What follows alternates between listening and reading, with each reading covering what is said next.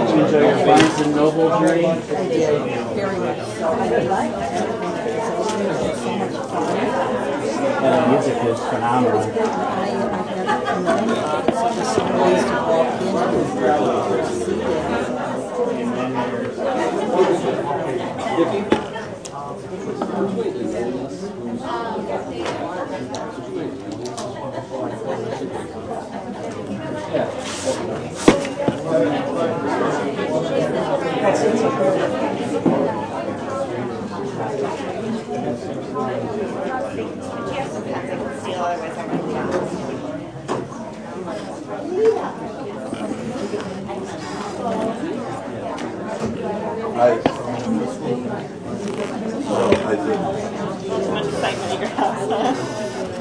Yeah, you gotta watch out for lefties. Okay, folks, we're going to start our meeting. Vicki? Where's Vicki? Oh, no. Vicki, can we do roll call, please?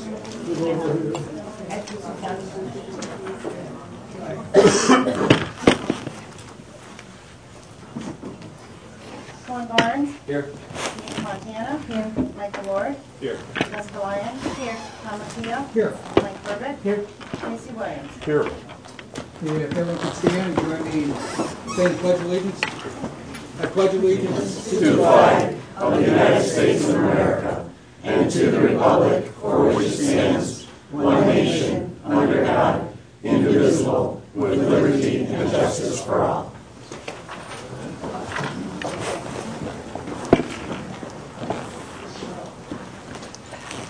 I want to begin on a topic that I think probably a lot of people are here this evening for.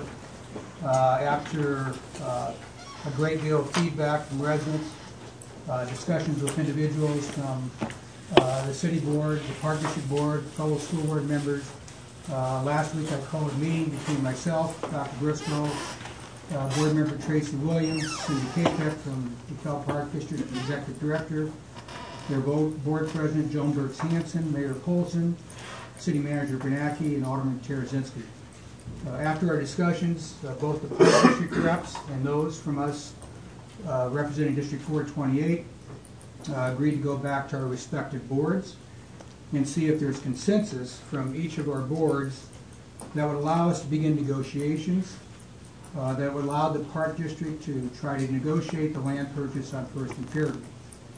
At the meeting that we had excellent dialogue and a spirit to make this happen. I think there was a general consensus from all the parties involved is that the school district should not own the land, but let's try to find out a solution to make it work for the park district. In regards to the other item that's listed here, we'll spend more time talking about this later, but in regards to the property appraisal, which is 7A on your agenda. As everyone understands, there was and is a lot of moving parts to the land swap. In future negotiations with the DeKalb Park District, we do believe it is imperative, though, that we have that information for a potential appraisal of some of the land around the new high school facility. We will discuss the idea of whether or not we should have an appraisal done at this time. It's being brought forward tonight as a potential action, and we'll see how the board responds to that. As far as the update, if there are any negotiations that have changed with Shodine, there are none. We made an initial packet, an agreement, and we have received something back, but there are a lot of clauses and so forth that have been changed. So those negotiations have not been completed at this time. So with that, we'll move on to the next portions of our meeting. The first thing is acceptance of gifts and donations. Yeah, we're in the public participation recognition. The first item is it's been recommended that the Board of Education accept with gratitude the donation of a new PA system and a new piano keyboard with a bench from Nestle Corporation to Tyler Elementary.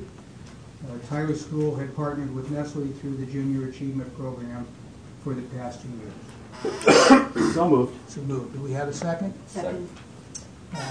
All in favor, say aye. Aye. Thank you. All right, we're going to move on to our public comments. We have several cards that have been turned in. Members of the public who wish to speak to the board should complete the request card, which has been done already. Prior to the meeting, this section of the meeting will be reserved for comments from the public. All comments should be limited to 3 minutes, and criticism of individuals is not endorsed. The first card that I have received is from a lady named Melissa Garman from Pace Boulevard. Melissa? Thank you. Good evening. My name is Melissa Garman. I live in DeKalb and have for over 30 years. I came here from Chicago to study political science and history. Among the many things I learned in my studies and in life is that Chicago has one of the finest park systems in the world. Park development in Chicago is a model to cities large and small. When I first heard of the scheme to develop the park on the south side of DeKalb, frankly, I was stunned and appalled. How could anyone, let alone a reported group of sane elected individuals, want to take a large park and sell it to a developer? To say that Kiwanis Park is valuable to all who use it, live near it, or live in the area is an understatement. All anyone has to do is drive by to see all of the activities that take place there. That park offers so much more than that, however. It is a showpiece for the city, and especially for all who enter from the south side. Like most or all of you, I am a homeowner in the city of DeKalb. I have watched the value of my property cut by 1/3 to 1/2 since the beginning of the recession. There are probably hundreds of homes and other vacant and occupied properties for sale at grossly deflated prices. To bring in more development now or in the near future is not only doing a disservice to us who own properties, but actually probably to you as well. Ongoing development at this point will simply keep all of our property values down well below the prices we originally paid for them. Please take a lesson from the great Daniel Burnham and Frederick Olmsted, who developed many of the beautiful parks in Chicago. They and the civic leaders there would not, and are short of militant about developing parks for anything other than their original intent. Green space is perhaps the most valuable resource the city has to offer its current and future inhabitants. Trading any green space away for any reason is nothing short of a horrible idea. Members of the school board, please let me remind you that you are our elected officials, and it is your responsibility to represent the citizens of the school district. I can't imagine that there are too many district citizens who wish to reduce green space and keep the values of their properties deflated. I strongly urge you to find a different funding mechanism to replace the money you are hoping to receive from Shodin or any other developer and leave Kiwanis Park alone. Thank you. Thank you. Christine Gardner, please. Hi, my name is Christine Gardner, and I moved to DeKalb in 2006, and I live in one of the townhouses off of Manning Drive. One of the things that made living in a townhouse was very small, limited, yard space a little more bearable to me was being able to walk across the street to Kiwanis Park. I have 2 big dogs. I walk over there every day. It is breathtakingly beautiful at the park. I've seen owls every year. We watch the baby owls in the nest grow. I've seen deer. I've seen glimpses of a fox over there. There's a little community of dog walkers. I love hearing the sound of the kids playing soccer on Saturday morning. It is absolutely precious to me, and it would break my heart for us to lose that spot in our community.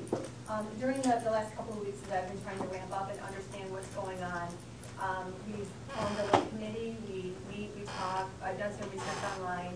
I found some minutes that were prepared by the DeKalb Park District, and those were from July of this year. And there were some statements made in the minutes that one of the reasons why DeKalb Park District is able to provide green space the way that it does for our community is utilizing the land that the school district and IU own. Obviously, that's Kiwanis Park. That's what they're referring to. And to lose Kiwanis Park would seriously cripple the Park District's ability to provide that green space for DeKalb residents. Look at Sycamore. Sycamore has, even though it's less than half the size of DeKalb, it has that 99-acre sports complex that's where their AYSO plays, their softball teams play there. It is a gem in their community, and it's owned by the Park District, and as a result, it's protected. And Kiwanis Park, until it's owned by the Park District, will not be protected. And it pains me to say this, but it appears to me, and maybe my understanding is off, and certainly correct me if I'm wrong, but when I'm trying to figure out how this all came to be and how this all came to pass. And one of my neighbors actually made a statement, because he understands the money in this deal much better than I do. But he made a statement that the community really stepped up to the plate, and we passed this referendum, $110 million that we trusted to the school district to make good decisions for our kids and our community in terms of what we were providing for them. And you are not making a good decision for the community if you choose to trade Kiwanis Park. We want to maintain our green space. It is absolutely beautiful. It is a precious gem on the south side of the city. If it is gone, where will we be in 5 years? We'll be here. I'm going to ask you, please wrap up, please. Okay. Thank you. We'll be talking about another referendum that will be very costly to the taxpayers, to provide other green space and to provide another spot for them. This isn't a farm field that we're talking about developing. It's a park, and it's precious to all of us. And I just ask that you keep that in mind as you make your decisions. Thank you. Jan Jacobson? Hi. I'm happy to hear your announcement this evening about the various organizations getting together. That's exactly what we were asking of all of the boards and across the community. So I'm changing my direction as to what I really wanted to say this evening, because I think that's what we were asking. The only thing I wonder, as you mentioned, having like Tom Tarazinski from the city and members of the board, would it be appropriate for discussions that maybe members of the community might be able to sit on some of these discussions as well, as a possibility? Just food for thought. I just think that that's really what we were asking of everyone, was to just take up conversations, and since that is what you've decided to do at this point, I rescind saying anything further. Any decision that is made with the group will be brought before a public body. All right, okay. Thank you. Lori Erdman? Hi, my name is Lori Erdman, and I live in the Heritage Ridge subdivision. I've looked at the land swap issue from every angle that I can think of to figure out why this deal is so disturbing to so many of us on so many levels. Obviously, the loss of attractive, well-cultivated, and maintained soccer fields that serve more than 750 young players in DeKalb and the surrounding communities is a key problem. However, Kiwanis Park, as you've already heard, is used for so much more than soccer, and many of us no longer have young athletes in our homes, or never did. Still, we regularly walk or ride the park's new bike path, admire its newly transplanted trees, walk our dogs in the spacious fields, picnic in its shelter house in the summer, cross-country ski across its wide open spaces in the winter, and appreciate the beauty of its woodlands through all 4 seasons. Losing what may be DeKalb's largest and most utilized park will impact citizens throughout the community for generations to come. My worst fear is that this beautiful green space will be destroyed now for future development later, and will lie fallow for years before that development happens, if it happens, and that should be of great concern to us all. As somebody who lives near Kiwanis Park, I've also paid close attention to commentary that suggests that this is a NIMBY or a not in my backyard issue. And actually that's a valid point. This is the easiest angle of the land swap deal for everyone to understand. All of us have a natural instinct to protect our property from outside threats. For the board members who are Northsiders, I'm sure there was some anxiety when the new high school was built near or adjacent to your property. So I trust that you understand the desire that Southsiders have to protect our homes and our neighborhoods, as well as our green space. Excuse me. Looking at this situation from the taxpayer's point of view will go a long way toward resolving this conflict, and it sounds as if you are doing that. When there is an urgent need for growth in our school district, we taxpayers have shown that we will support the school district. The impressive new high school is evidence of that. And though our children graduated long ago from DeKalb schools, my husband and I beamed with pride when we the new high school building a year and a half ago. We were equally impressed that the district, thanks to a state grant, had completed the project but still had $21 million in reserve. Which brings me to my final point, doing the right thing. As a 35-year teaching veteran, I know the state continues to put school boards and districts in terrible financial quandaries. I know that being a board member is often a very thankless job, long hours without compensation, and the fate of thousands of children in your hands each day. Yet you do represent taxpayers, and you're entrusted with our money to be receptive to our wishes and to make good decisions in our children's interests. With this land swap issue, you now have the chance to have the back of those who, not so long ago, backed you when you needed it. Please continue to do the right thing now and help save our community's precious green space. Thank you. Jack Bennett, please. Congratulate you on having gotten together with the Park Board and others to consider this matter of dealing with the park. I think it's been close to 20 years ago, maybe a little more than that, you were able to cooperate with the Park Board on building a swimming pool down at what used to be the high school. And that has worked out very well with the community. I don't play soccer. I'm really not interested in it. But I do get by the area very commonly. And I see how many people do use it. Not only in the summertime, but in the wintertime. I see people out there with skis and toboggans and sleds, kids playing in the snow. It's a valuable adjunct to the now junior high school that you have there. I think when the board made the original decisions that led to the contract with Shodine that appears to be driving the effort to give it to Shodine now, or to trade it to Shodine, you were given some very bad advice to act on, or your predecessors were. But I think the fact that you can cooperate with the Park District, that it's largely the same taxpayers that are paying the bill either way, the school district should not just look at their own budget, but look at all of the community's budget and preserve this park for the benefit of all the people who use it. I live close to Hopkins Park, and I have the privilege of enjoying that every evening when I run over to the park and through it and back. I think people deserve that kind of privilege at this end also. Thank you very much for listening. Thank you, Jack. Betsy Chronopoulos. If we have something to give you, do I give it to you? That'd be fine. I'll distribute it to everybody. This is a copy, and this is Petitions? as a copy of our petition, 647 to date and counting.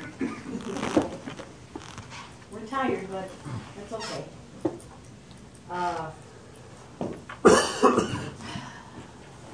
Some of what you're going to hear, and you've heard already, but as a teacher of almost 40 years, I learned long ago, you attest to this, that it's good to reinforce.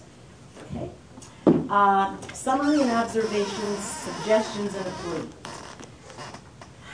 This is part of the summary. High school built, previous study states the facility is good for well into the future. Poses the question of why we need an expansion, and exactly how is the 31 acres going to be used by the school district. Then there's the agreement between MACOM and the school district for the land purchased with approximately $1 million loan with $42,000 per year interest rate. The land swap idea, proposed when and by whom. And it sounds as if hopefully that might be a moot point, but nevertheless, this is some of the questions. Neither the agreement nor the land swap should have been discussed, and this is my opinion, in closed session. Very thin ice using land acquisition as a reason. The fiscal implications of this agreement and land swap should have been brought forth to the public and advisory committees of the school board. The next area, public outcry about prospect of losing Kiwanis Park, a much-used facility for the community. This has prompted the entities to begin communicating and has brought forth many questions which need to be answered. I'm delighted to hear that news and hope that continues. Never underestimate the power of the public. Listen to ideas that have come forth. Answer the questions which have been asked. It's both good and bad what this conflict has brought forth, or brought to light. Good because through conflict often comes resolution, and it has caused many to consider staying more informed in the future. Bad because the flow of information has been slow in coming and shows a lack of transparency. Why should citizens have to fight so hard for the obvious? Yet fight we will. It's the right thing to do. The city, school district, and park district should start discussions to find a resolution that will benefit the entire community. Good idea. Great idea. Since all the entities have served pretty much the same taxpayer, should have been done to begin with and should continue to be done. And each entity has the knowledge base and staff talent that can be used to come up with a creative solution. And finally, 3 solutions and 1 plea. Please continue to actively communicate with each other, school district, park district, city. Not just staff, but elected officials, and I can really sympathize with this. Too often elected officials are new, and there's a learning curve for them to catch up on facts, protocol, etc. They're victims of information overload, and it's difficult to sort and prioritize. Easy to feel intimidated. Staff is often brought on board for short periods of time, and there's a learning curve there as well, especially with becoming familiar with the history and dynamics of the community. New ideas, fresh talent is one thing. Ignoring what's happened in the past can be dangerous and costly, as it often results in reinventing the wheel. Teacher can office, we're down to 1 minute. Oh, I can do it. I can do it. I'm treating everyone the same. It's also, that's the way it should be. It's also a matter of common sense. Open ears makes for open minds, resulting in well thought out decisions. Specific suggestion, perhaps the 21 million bonus grant monies could be used to pay off the Shodine agreement. The assumption is that the cost would be less than $1 million since it would be paid off early. Land swap issue solved. 3, during these discussions with the other entities, research possible resources to settle Kiwanis Park ownership. Working together is a show of unity, a collective vision for the community. It's a hard thing to turn down when applying for grants. And finally, the public, this is the plea. Hold a public forum as you see fit to answer the many questions posed by the public. Clear the air. Then you can go about your job of overseeing the education of our children, and it's clear that that's what you want to do. Thank you. Allison Breitmeyer, class sizes and flex DeKalb High period. School, yep, special ed teacher. I'm coming as a parent of 3 kids, grades 2nd at Brooks, 6th at Rosette, and 9th at the high school. And I just wanted to come to voice my concerns regarding our current class sizes in our district. My 2 younger children are not getting the same quality of education as my oldest did during their 1st through 5th grade experiences. Higher class sizes are preventing teachers from being able to build that personal relationship with their students in order to promote academic success. In my experience, I've noticed that when students feel a connection with their teachers, behavioral concerns decrease and academic success increases. My own children feel that not as much learning takes place in larger classes due to behavioral concerns or issues, and not all of their questions can be answered on a regular basis. This causes me great sadness as a parent and as a teacher in our district. As a teacher, it's a daily struggle trying to meet the needs of all students and help them to move up to the next level academically.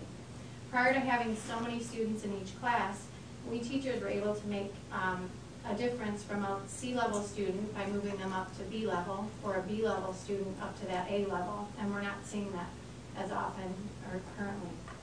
In conclusion, I'm thankful that I've been able to meet with students during the flex support that we have at the high school, and that flex period has been the most important factor in the success of the freshman experience. Those of us that are working in this area feel that this intervention / support wasn't given enough time for the true benefits to be seen. We need time for the climate of the school to change.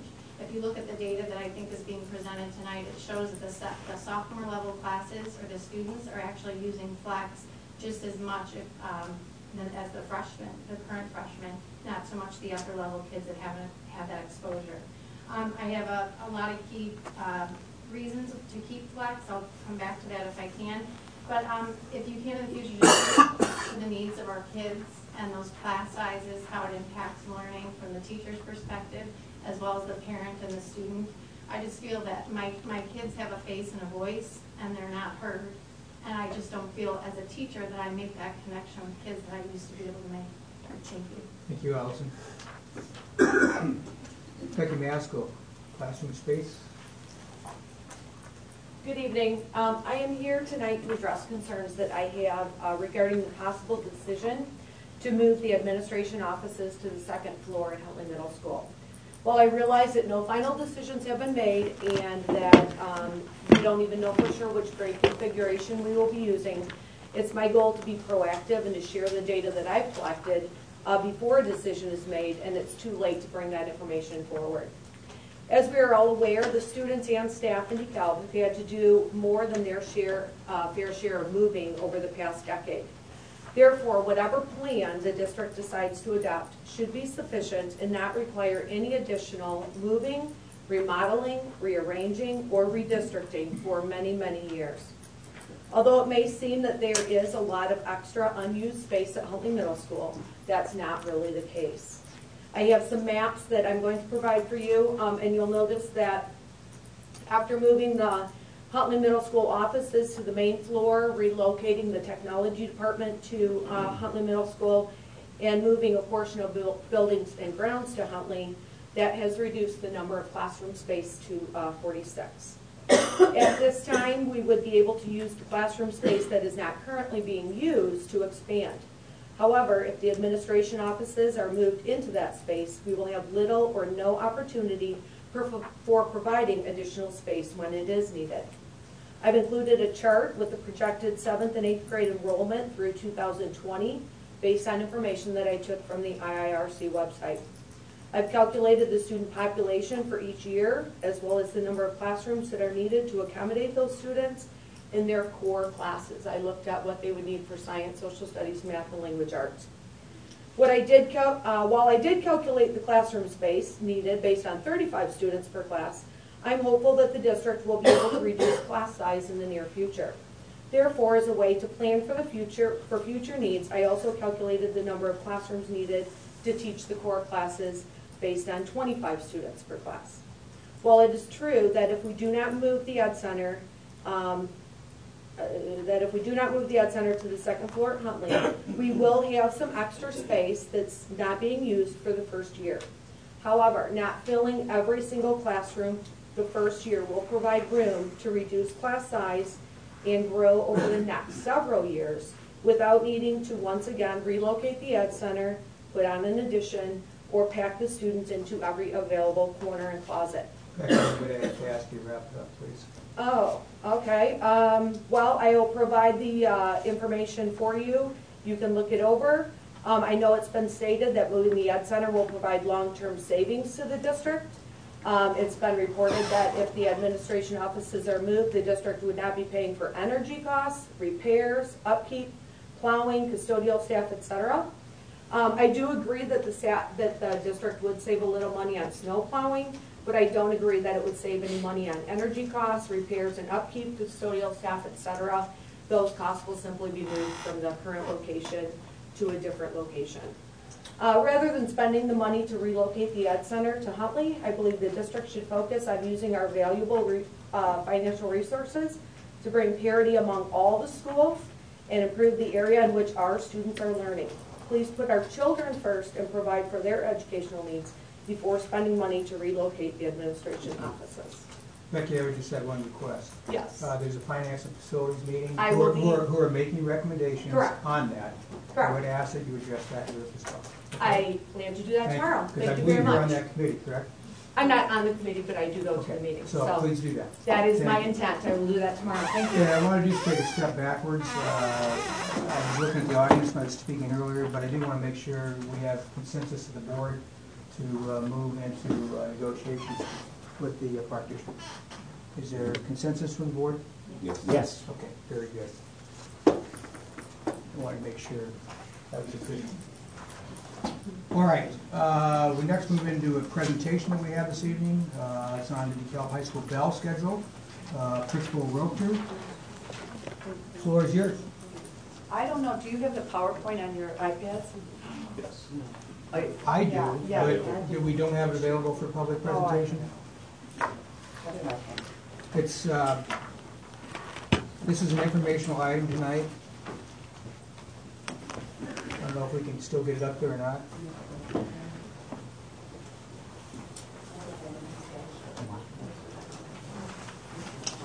Oh, well, we're working on that.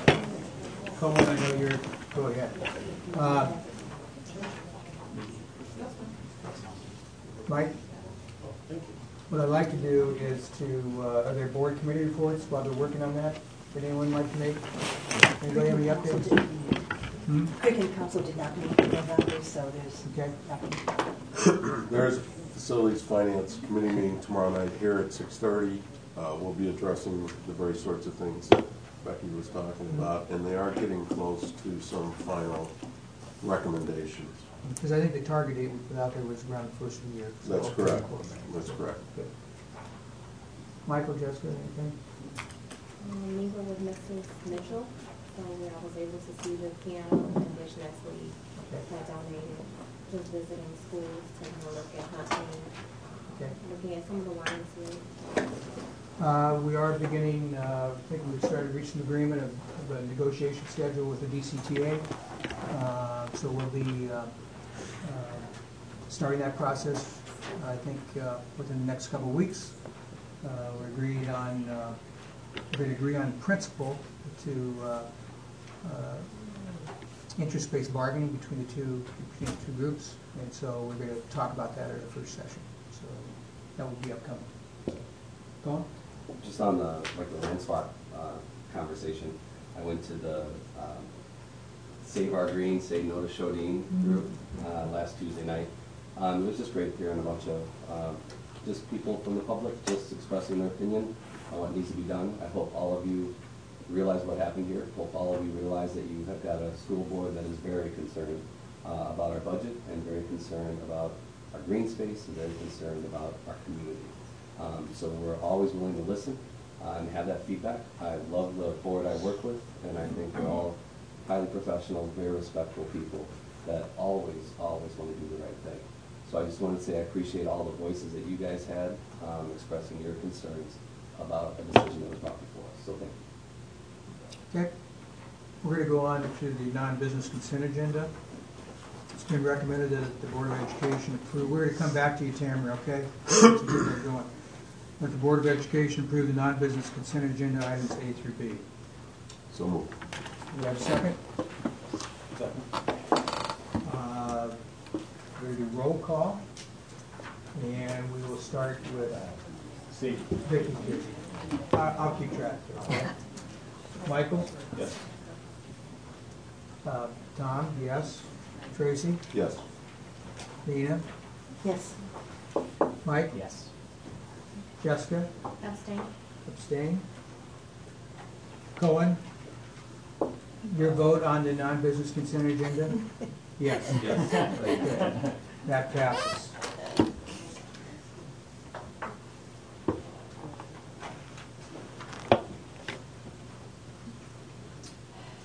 Getting closer, we'll wait for Tamara's presentation. Thank you. Nobody else had this problem. Last time It won't close. I don't do anything until it goes. Close it. Go and say hit refresh. The little arrow, that little round arrow. Like that. That's why I come out a half hour early. I caught 2 trains tonight. Oh, nice. No, I wasn't being critical. At least the Bethany Road Bridge is like Yes. That's safe. Yeah, there was an accident over there.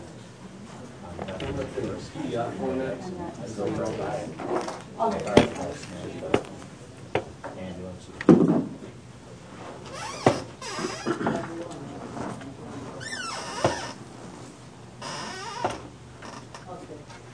For those of you who don't know Tamara, she's our new high school principal. She came here and started with us this past summer. So Tamara, the floor is yours. Okay, the reason I'm here is because the district, through the district improvement plan, one of their top priorities was to analyze and critically, well, to review and critically analyze the bell schedule at the middle and the high school level. So I spent the last 3 months looking at it, being new. I'm going to stand over here. I feel kind of being new in the building. It was a new schedule, a new building, just trying to figure out what I was reviewing and analyzing. And what I did is I collected data on several things just to get a sense of the bell schedule that has been in place for the past year and a half, and look at it compared to the 8-period bell schedule that used to be in place. So the next screen shows the current bell schedule. Current bell schedule, and you know what, I have to almost, and I'm so sorry, I'm going to have to kind of point out over there so people could, sorry. This, if you see the 4th period lunch, that a person with 4th period lunch would take a 5, 6 class, a 7, 8, 9, 10. They could not take a class that was 4, 5. So any class that's offered during 4, 5, and there's 30 to 40 classes offered per period, they could not take that class. They also could not take a 6, 7 class because of the way it's scheduled. And again, there could be 30 to 40 classes offered during that period. And then, again, they could not take the 8, 9 class. So there was 3 of the blocks. You're referring there to student C? I'm referring to student A right now. Okay. Student A, there's 3 blocks within the schedule that they have conflicts. And within each of those blocks, there's 30 to 40 classes offered during that time. So I did notice over the summer that I did receive a lot of phone calls about conflicts. We worked with student schedules. There was a lot going on with that. So I knew there was something. So when I got the directive from the district to review and critically analyze the schedule, I had a sense of why they were asking to do that. So student B, it's the same thing. If they have a 6-period lunch, you get the drift of what happens. So there's always going to be 3 blocks that they cannot schedule a class in. So that was one thing that I found out. You want to go to the next one, Bill? The next thing is the study halls. So students request study halls, and after all the conflicts, the study halls that were scheduled compared to the study halls that were requested had increased quite a bit. So that was a concern, that why do we have so many students scheduled for study hall compared to how many we have requesting study hall. And that's directly related to the class schedule? The restriction on classes they could take? That does cause them to take a study hall, yes. Okay. I believe in every schedule there's conflicts, and the kids will take study halls, but these numbers are high, and last year's numbers were even higher. This is this year's numbers, and then the next one was, last year's were really high.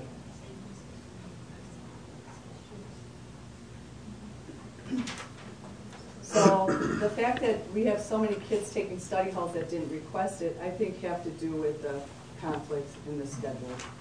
Some of it, not all of it. The next slide. Now, I realize that that was a no-brainer, that it's affecting conflicts and it's affecting the kids' schedules. I realized that after talking to Val, who does our scheduling, and the guidance counselors, it's also affecting the balancing of classes. I don't have those specific numbers. I quoted a number to the staff that was a little off. I think it was the wrong class that I was referring to. But the balancing of classes, we have some classes that might have 20 kids and another class that might have 32, 34 kids. And we can balance better if we didn't have, I mean, that does cause that conflict with balancing. So those 3 pieces of the puzzle, you would think it's a no-brainer that we go back to the 8-period schedule. However, there was another piece of the puzzle, which was the flex, the use of flex. So what I did is I had the PE teachers survey the students during PE. So just about every student was surveyed about their flex usage, and this was right around the end of the first quarter. So what we found out was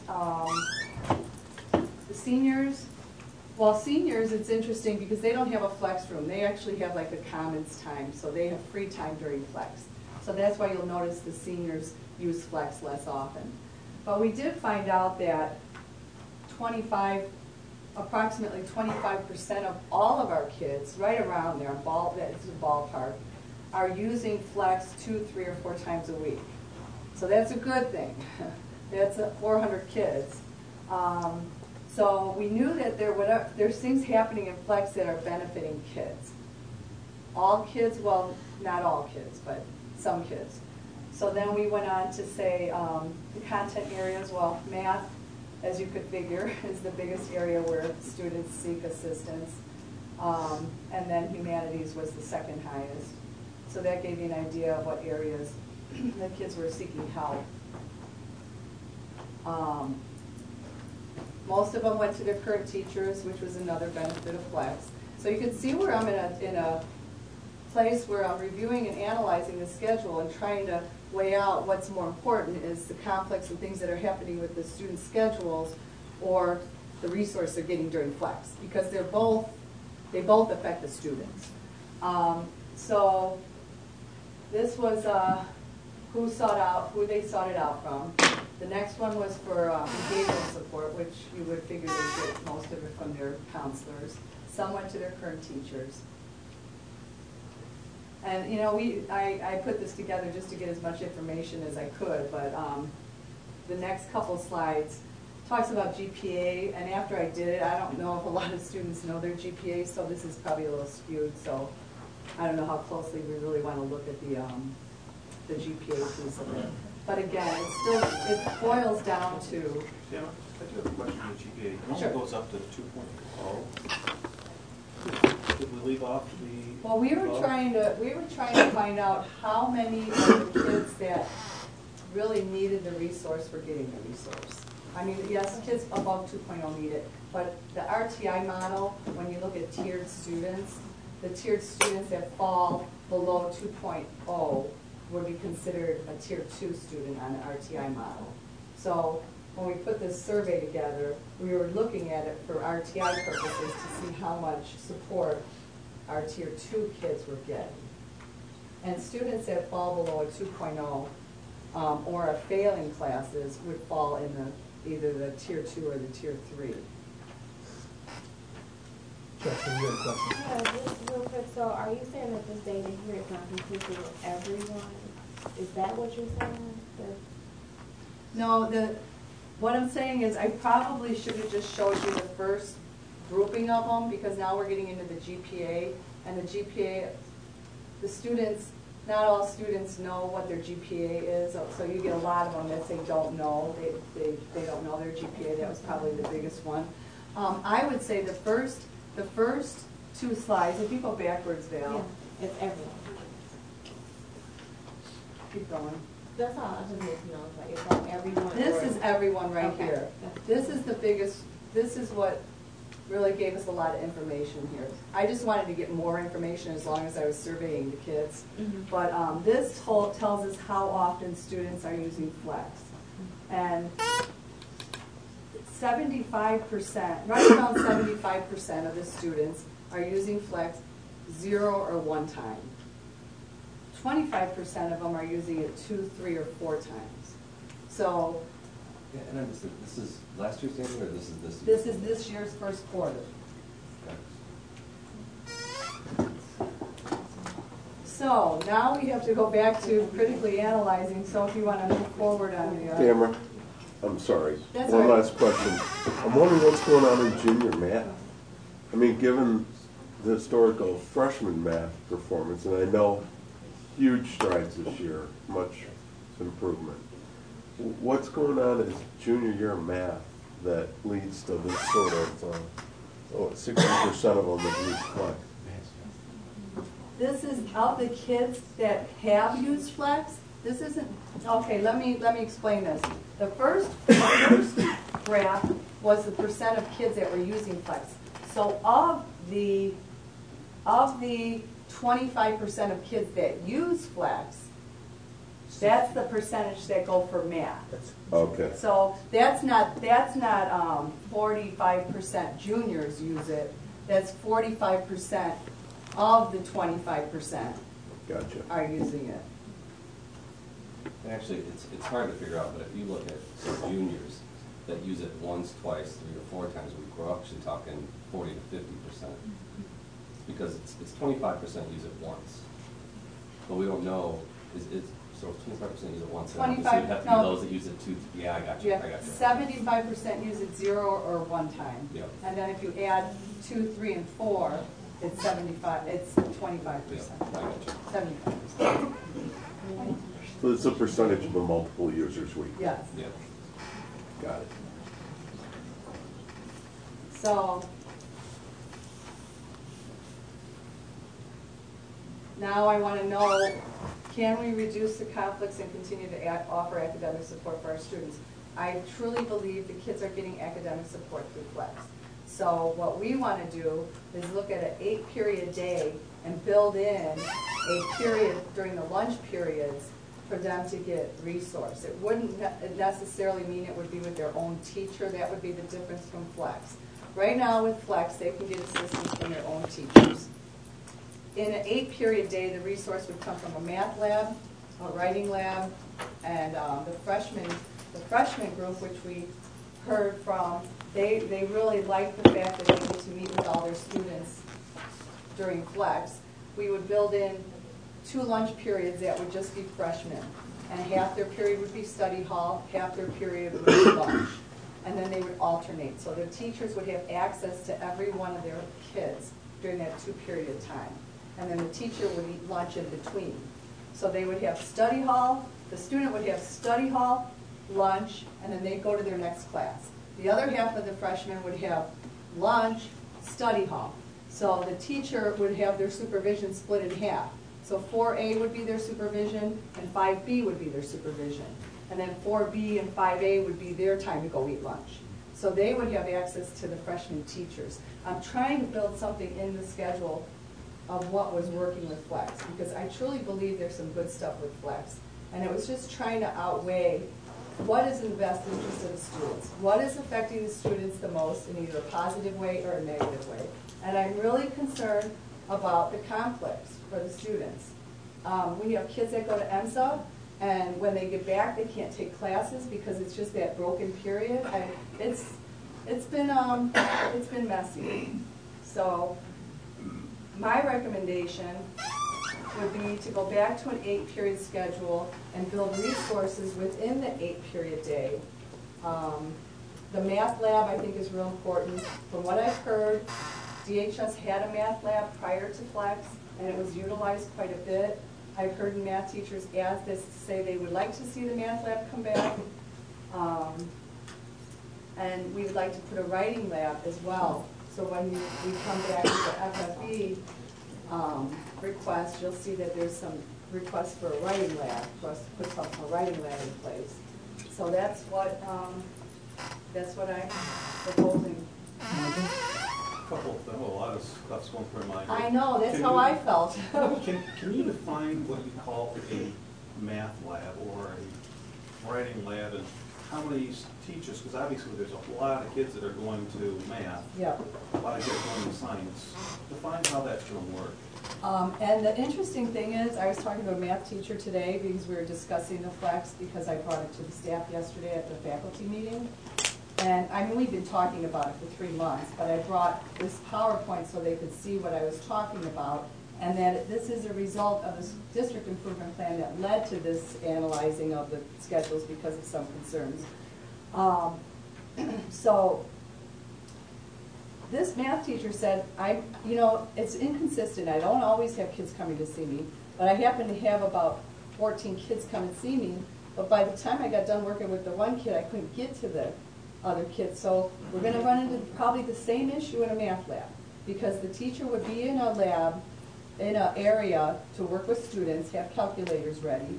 And what I'm suggesting is to put peer tutors in there with them. So maybe if it's National Honor Society kids, and that's good for kids too, that's really good for the peer tutors. I investigated a peer tutoring program at Niles, which was phenomenal. And not only did the kids getting tutoring benefit, but the kids that were tutoring probably benefited even more. So I would like to see some peer tutors put in the writing and the math lab. But, and the writing lab, Mr. Vest had suggested one of the rooms we have right off the English, the humanities wing, and that we could have one of the laptop cart, a small laptop cart, so the kids could come down and that would be a supervision. Teachers have a supervision throughout the day, and their supervision is, right now, they either have flex period, and they have lunch period that they supervise. Well, we would take some of the teachers and put them in the writing lab, put them in the math lab. Maybe if we can get into something with science as well. It just depends on how much manpower we have to man those learning centers, I guess you could call them. How many minutes are in the existing flex period? 23, 24. How many minutes are in lunch? And on the 8th period day? No, in our current schedule. 26. So we have a total of 50 minutes in the full schedule. How many minutes are going to be in? 48. What's happening during flex right now, the students are in a flex study hall. So they're in their flex, and then if they have a little flex pass, they could choose to flex out because they got a flex pass from their teacher. And then they'll go visit their teacher to get some work done, to get caught up on work. But in the meantime, the other kids sit in flex and hopefully do work. Some of them do, some of them don't. And the teachers, part of their supervision is either they wait for kids to come and flex out to them, or they have a flex study hall. They alternate. So you probably see some of the same stuff. I doubt it with the math lab. I think people would go to the math lab all the time. But you could see people in flex that if they don't have students coming to see them, they're just waiting for students to come and get resource from them. Tamara, you said you presented this to your staff, faculty. What was their response? You know what? There seems to be a real mix. And I have some staff here that can, I mean, I have people that feel real strongly about flex. The freshman experience feels very strongly about flex. And that's why we want to build around the freshman experience. I have other departments and other people stating that they see that there's people that are in their flex rooms and they're really not giving support to students. I think it depends on your content area. Content area is huge. Math and humanities are using it a lot. But then we have all these other departments using that flex time waiting for kids to flex out when we could be... Could you explain to the board though one more time about why you're recommending this? I don't think it's real clear. By recommending this schedule, what does that create for students? What options do that create for students that did not exist before? Now they could take, they have more options with their class course selection. That's the biggest Like thing. an example would be. Val, she's our master scheduler, and she has dealt with quite a few, I can't see her back there. Oh, there you are. Give us some examples of the conflicts that have been happening over the last 2 years that... Sure. The problem that we have right now with the current schedule is we have overlapping classes. So a student that's in 4 or 5 may really want to take a class that's 5, 6, and they're locked out. They can take one or the other. And then it locks them into a track. So once they get one class that drives what lunch period they get, they're locked out of other classes. And there's no way that counselors can move them into those classes. The other problem that we have is a good problem. We have, on last year's schedule, we had 155 singleton courses. That's courses that are offered only one period for the day. And you have 155 singleton courses, and you have a 7-period day. If you do the math, you have about 22 or so classes that are offered only once per day in every period. So kids have to pick and choose which class they want to go to. On top of that, then, when you start layering the classes one after the next, it limits their choices as to which classes they can take. Going to a straight 8-period day is just easier for balancing classes. For kids, they can just take classes. If a 4th-hour lunch doesn't work for them, they can take a 5th-hour lunch or a 6th-hour lunch or a 7th-hour lunch and get the classes that they want. And they still have to pick and choose because we do offer such a wide variety of courses to our students. And something else that's going to happen is we're adding 3 more levels of math this year. So that's going to even expand conflicts. It's that scattered schedule. It's very difficult. Tracy? Well, just to comment more than anything, but as the father of a freshman, I know he has utilized flex very beneficially. And at the parent-teacher conferences, without any solicitation or comment from me, to the teacher, say perhaps a Spanish teacher, they all commented how much they like flex for freshmen. And the freshmen, we would have to build it in the schedule for freshmen. That's where, let me show you real quick what the plan is for freshmen. I think I followed it, but I also thought I followed that first graph, so. Yeah, so but for now, that 5, 6 would be the periods for freshmen. 5, 6 would be our freshman period. So we could still allow flex. And one more thing with our current schedule. In an 8-period day, I have an equal number of classes offered every period. In our current schedule, our 12-period day, because teachers now all have to take their duty and their lunch during the lunch hours, I can't offer the same number of classes every period. So in my outside classes, the periods before and after lunch, I have more classes available to kids than I have in the middle of the day. I cannot, because of the teacher's schedule, and it's not putting the blame on the teachers at all, just the way that it works in this model, I don't have enough courses to offer. And that's another reason that we have to offer more study halls during the middle of the day, because I can't get any teachers to teach because they have to have a duty period and a full period lunch. So out of our 4 possibilities, 2 of those, they are not teaching. And so in an 8-period day, I can spread those duty periods equally between all 8 periods and their lunch periods and their planning periods and have a better balanced schedule. Jessica, you had your hand up. I have a few questions, and I'm going to pull it to a different perspective because I know we're talking about scheduling. However, by looking at the data, I'm also concerned about the fine-tuning as far as looking at those Tier 2 interventions and how are we effectively doing that, because it looks like from the data, only based on what I've seen, yes, they're not catching everyone. So is it the way we implement or how we collected the data, or are students not really utilizing the services are the questions? Because if a student's going to the library, they only use that help for 26 minutes. That's not a lot of time as it is. But are we collecting that data? Because that's great if they're going to the library. I guess I'm looking more for effectiveness of the flex. And it sounds like it needs some more fine tuning, because the things you talked about, we were on the board and those were our concerns as it was. It's such as that's not a lot of time. If they're all going to math, who's going to help support that? So I guess I would like to see even just more data on the flex. And you know what, Jessica, that was part of the concern, is that are we targeting the students that really need to be targeted, and how are we monitoring it? And the way the flex is set up right now, the answer is no. Okay. One of the suggestions is a guided study hall within this 8-period day, where you could put 10 students twice a week, and then whoever supervises that study hall, if they choose, they would have a choice if they wanted to do the guided study hall or lunch supervision. And the guided study hall, they would have 10 students twice a week, so they could reach 20 students to 30 students. And then they would monitor their grades, send them to the lab when they need to go to the math lab, send them to the writing. So it's kind of like a resource study hall in special ed, but this would be for general ed. That would be a Tier 2 intervention, and it would be monitored.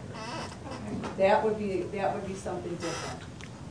But it all depends on the manpower of how we use supervision of our teachers. And I'm sorry, I'm like kind of, I know I'm presenting the benefits of flex, because there are benefits of flex. I just don't think they outweigh what's happening with the 12-period schedule. I have a procedural question. This is for the board that was here before that approved the flex. That was approved by the board? Yes. Okay, good. Just want to make sure. So, Michael, you had your hand up. Is this driven, your request to change this driven more because of the conflicts, or is it driven more because of the lack of use of flex?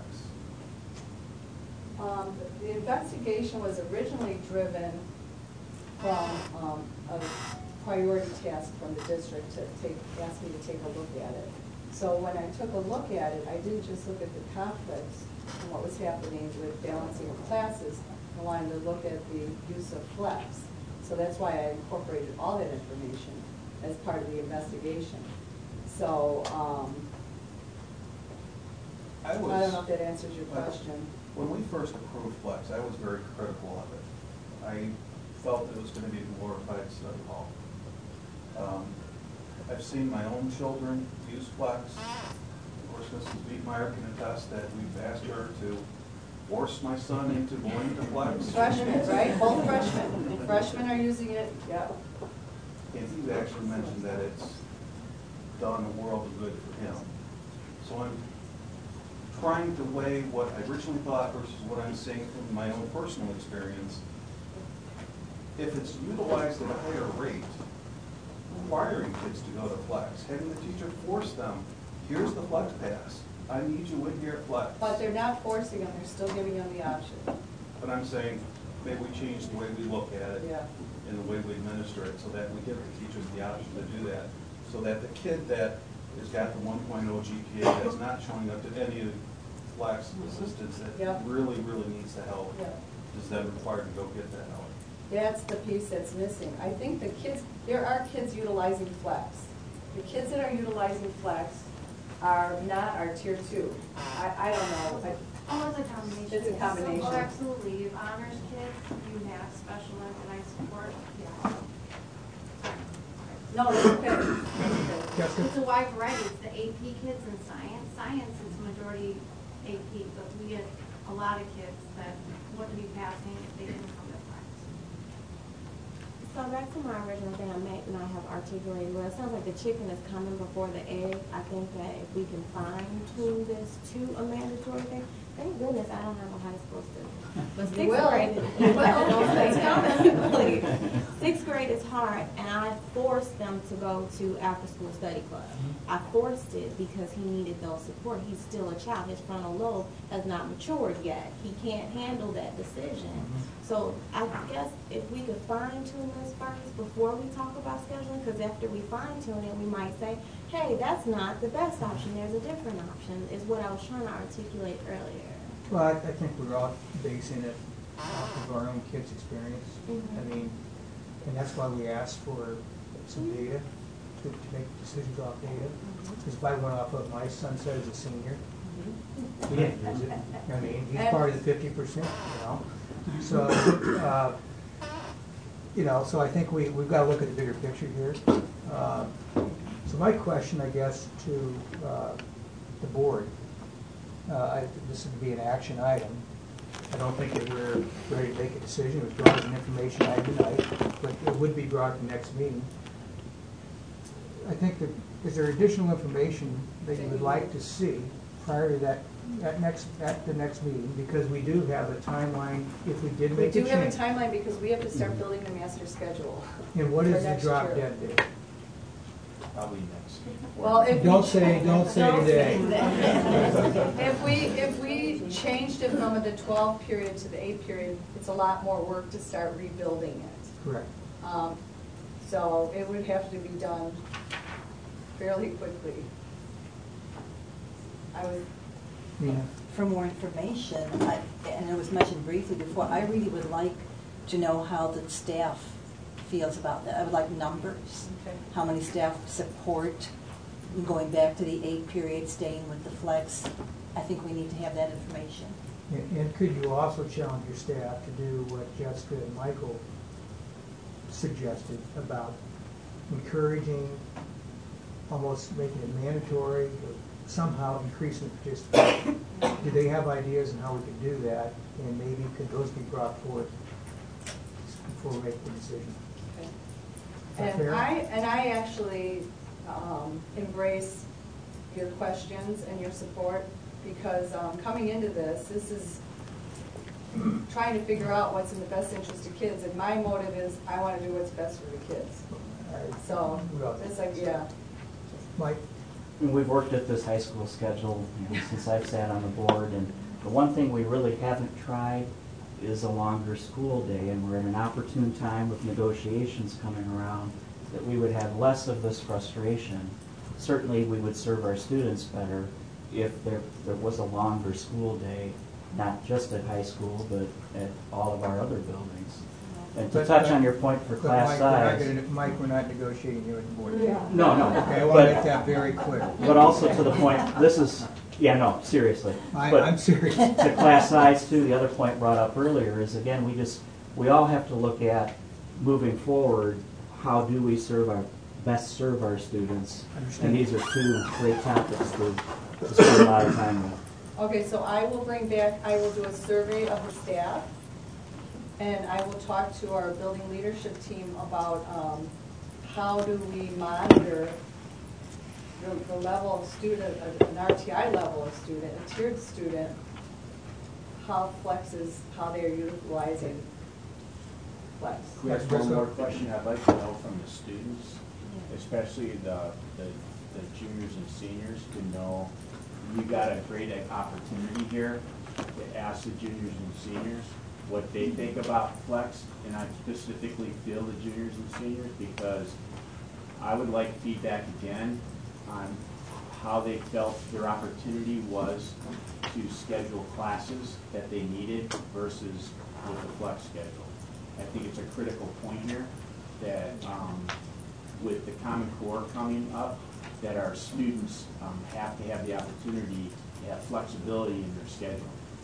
And I'd like to know and ask the juniors and seniors what they feel about the Flex versus that. And then you can also ask the freshmen, you know, too, how, and obviously it's had more of an impact on them. But I think the juniors and seniors have had a chance to experience both. And what provided them the most flexibility and options to explore courses in our school district. I'm sorry I didn't bring you more question. information tonight. That's all right. That's all right. One last quick question, just so I'm clear on what I heard when you said if we go to the 8-period schedule, you would or could have peer tutoring available? Well, I would like to get peer tutoring into our school. That would be a goal. We haven't gotten there with our school improvement plan. I'm hoping that at some point, because the Rising Star drives the school improvement plan, that we'll get to, because the students peer tutors are a great way to support other students. Okay. Tamara, thank you. Thank you. And I know it's not an easy topic, but let's see if we can gather some more information and Okay. we'll tackle again next meeting. Thank you. Thank you.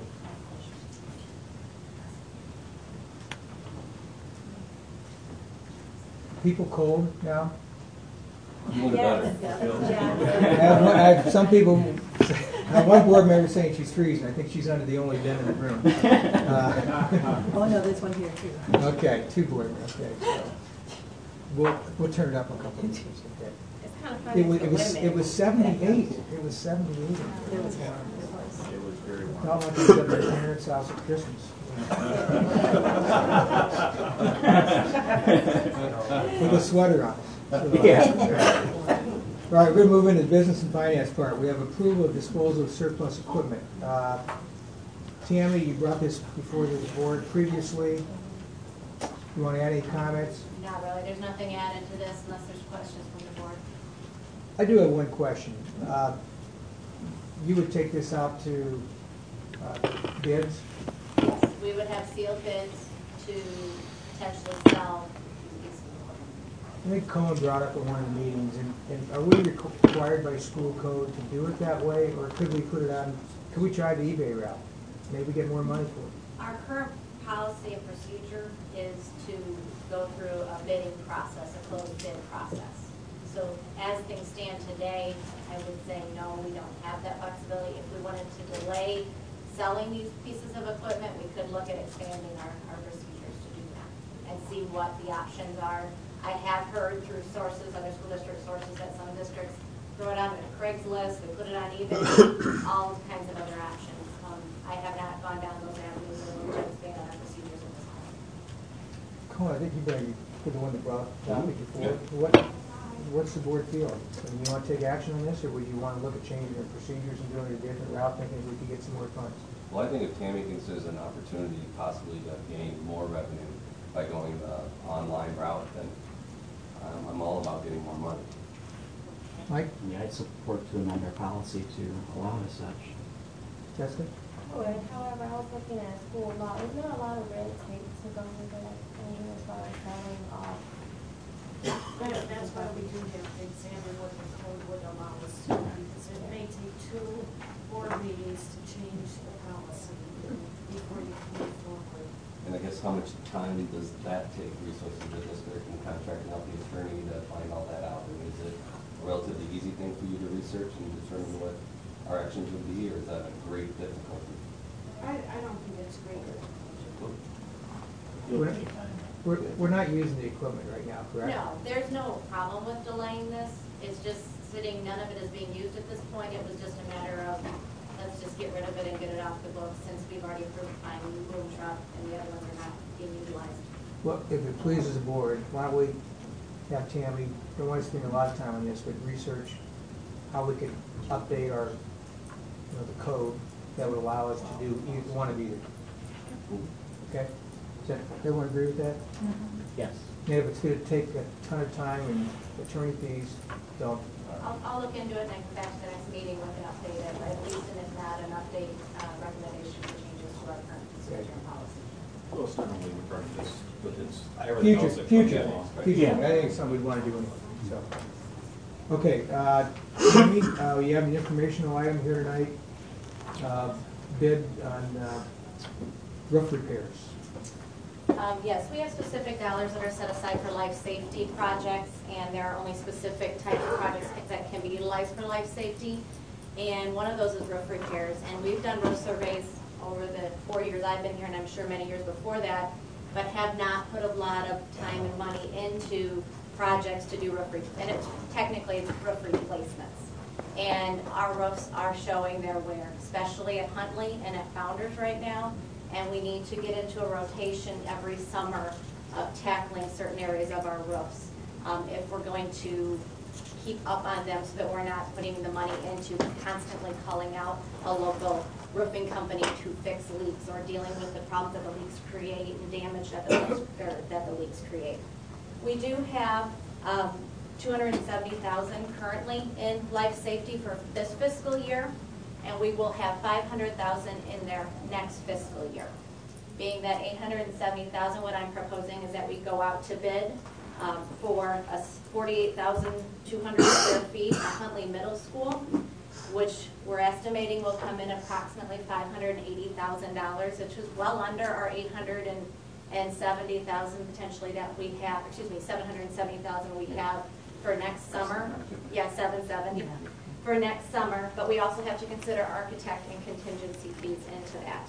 At the same time we bid that, I'm recommending that we go out as an alternate bid at the same time to do 18,700 square feet of repairs at Founders Elementary that is in need of repair. That potentially could come in at $224,000. With those two put together, well, it exceeds the 770, but I always like to have the alternate project kind of in our back pocket just in case the bids come in low enough that we can look at it and say, okay, let's move forward with both of these projects. Might need money needs to be kicked in from the O&M budget, but if we can get it at a good price to manage two projects within the same summer, I'd recommend moving forward with that. Questions? Do you know how much money we spent on roof repair for those buildings in the last 5 years or so? I don't have that number handy, I'm sorry, did not bring it with. We use a local contractor, Standard Roofing, for the majority of it. Fortunately, some of the repairs have ended up being insurance claims because of the damage it did create in those areas. So the dollars have been significant, and based on the roof surveys, some of these roofs are well beyond the recommended time frame for replacement throughout our older buildings. So I'm recommending each summer we get into a routine of using potentially life safety, if not O&M money, to continue on a rotation of doing roof replacements every summer until we get ourselves what I consider to be closer to caught up on the upkeep. I'd always love to know the cost that Michael's talking about, just from a stopping the bleed standpoint. Sure. It just helps make a better decision. Absolutely, and I can have that information. We're still going to spend $200,000 a year in repairs, and man, it's a no-brainer decision.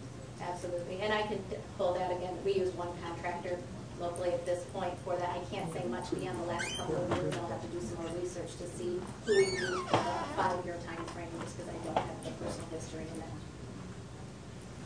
You made reference to the amount of money that's in the budget for this next year. We haven't approved that, correct? As far as for the Life safety? No, you haven't approved it on what to be spent for. It'll be levied in that, Okay. for that dollar amount. Thank you. And that is a restricted fund that you can only use for certain purposes. And I assume this is the highest priority in your mind? Absolutely. Absolutely. We've had many meetings with the architects to look at the options out there, what is qualified for life safety funds. And we are honestly very behind on getting these roofs replaced and getting onto a rotation to get these done. So at that point, this is probably our best cost-effective way to use these funds in a large project scope. One other question that I had, and Andrea, we talked about it a little bit this afternoon. There's still some contingency funds, not contingency, but there's still funds left from the referendum for Huntley Middle School. Correct. What's that amount? About 200. We're just over $210,000 is available at Huntley Middle School. We have zeroed out founders after doing the blacktopping project. But Michael and Tracy, I hear there's other talks going on with FFAC on how to use those funds. That's what you said, Andrea? Correct. Okay. There's air conditioning we had talked about, and would it be most appropriate to use those dollars just to finish that building? Okay. Other questions? Jessica? I remember when Don Biggs was here, he had a list of everything that needed to be done. As far as, have we pulled out like the things that are life and safety, I guess, warranted and done a strategic plan on those? That is something that Andrea and I are working on now, is to review all of the potential projects that need to be handled, not just life safety, but also there's a small amount in the security budget that potentially could be used, determining what should be O&M, as well as once we find out from FFAC how much is being budgeted for O&M projects out of the construction grant, being ready to say, okay, these are the projects and these are the potential dollar amounts that need to be spent throughout the district. So that is a process we're working on, and I'm using that report that was presented several years back, as well as the architect is doing some updates to that report to make sure that we have current numbers in hand. Anything else? Okay, bring this back next meeting. Okay. Tammy, you're still up. No. Facility rental program.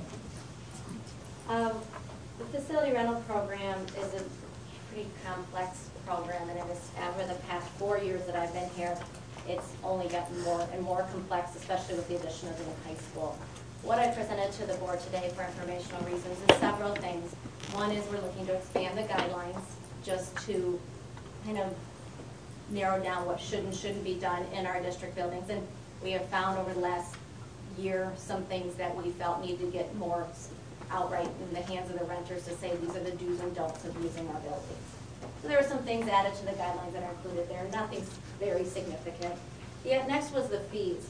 As we've lived in the high school for a year, and now that we have basically 3 middle school sized buildings that are in high demand by renters, we have found the need to have, majority of the expansion has to do with additional staffing requirements should an outside group want to use our facilities, and minimum requirements. For example, if there is an event that is anticipating having 1,500 attendees at the event, they're required to pay for a security staff person for every 500 estimated, as well as a site manager to be in charge of the event while it's going on for every 1,000 people that potentially is estimated to come into the building. We've learned over the past year of living in the high school where the pitfalls have been when we've kind of scrambled at the last minute to make sure we have adequate staffing at those buildings. So the fees I've put in here, some changes which would require these groups to pay for that level of staffing to make sure our buildings are controlled, they're used properly, the rules are followed, and we don't have problems arise on a Saturday at 2 o'clock and nobody's around to deal with it. I also included a couple of spreadsheets in there that talk about who we rented to, what categories they fall into in regards to, are they not-for-profit, what do they get charged, when do they get charged, and what total fees have been collected over the last 2 years for facility rental fees, staffing fees, equipment fees, and then what portion of those fees have been waived for various reasons. As this has grown exponentially in the past year. The main portion of my recommendation comes down to twofold. I'm recommending that we hire a part-time staff member to manage this. Currently, it's managed in our department primarily by me, and this is taking up anywhere from 10 to 20 hours of my time, depending on the week. I have a 40-hour job, 40-plus hour job, so to put another 10 to 20 into a project like this or a job like this, I'm managing it outside of the hours, and something has to change with this. We knew this was going to happen. My assistant does help me a great deal, but there's so many pieces to this from a standpoint of scheduling, security assistant, site managers, making sure we have the parking figured out, and all of those things that go into this, as well as do we have the time in the schedule? Is it approved properly? Our estimated invoices, collecting of payments, insurance requirements. This goes, it's not a matter of walking up to a calendar and, okay, I want this time slot and writing my name on a calendar because I want that gym. It's so much further than that if we're going to protect the district and its assets. My recommendation is to hire a part-time person that could potentially work 3 days a week, 4 hours a day. That person would also be in charge of interviewing and hiring site managers and security assistants. Now, before everybody freaks out and thinks I'm looking at all kinds of staff, this is only that current district people who we already do hire for large events, but I would like to have a core group of people that are hired specifically to be site managers and a core group of people that are district employees that are hired to be security staff during outside events. Paying them X amount of hours while they work an outside group, and those costs being passed on to the renter. The pitfalls we run into is we do have people work security, but it's just a email out who wants to do it. And then anybody can sign up, and anybody sitting in front of me as I'm trying to talk them through their responsibilities, and they may or may not have the right personality to be a security person, to be able to walk up to somebody and say, you need to stop smoking on school grounds, please put out your cigarette. I've had people look at me and say, well, I'm not going to get in a confrontation with anybody, I'm just going to call the police. They shouldn't be security assistants. That we need them to be able to have those discussions. So I'm just looking for a core group that understand their job responsibilities when they're in those roles and pass those expenses on to the renters. But the person that I'm recommending we hire for the coordinator position would be in charge of hiring those people, training those people, evaluating are they doing what needs to be done during the event. So really looking at kind of fixing the flow of this, so it's not so much is all 100% on our department's shoulders all the time, but still managed within our department. Cohen? So it looks like we actually collected, I actually collected about 80,000 last year, roughly, give or take 10 grand in fees.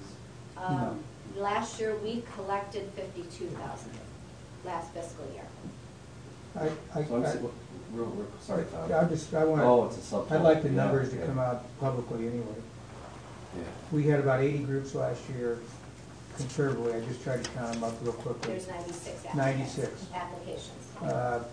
Fees of $121,500. We charged only $52,000, and we waived the remainder, which is about $70,000.